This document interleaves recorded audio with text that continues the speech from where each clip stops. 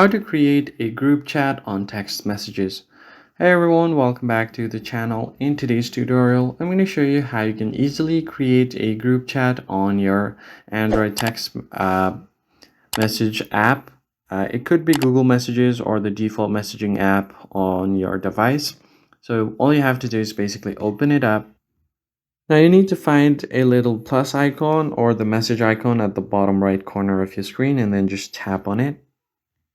And from here, you can find an option to create a new group. So just tap on create group over here. Now for a new group chat, you need to find people. So just go ahead and tap on the person that you want to add and then tap on next. Name your group. And then if you want, you can also add a picture in the group, but I'm not going to do that. Tap on done. And as you can see here, your group chat has been created. So that's basically it, guys. I hope this tutorial was helpful. Hit the like button down below and subscribe. We'll catch you guys in the next one. Thanks for watching.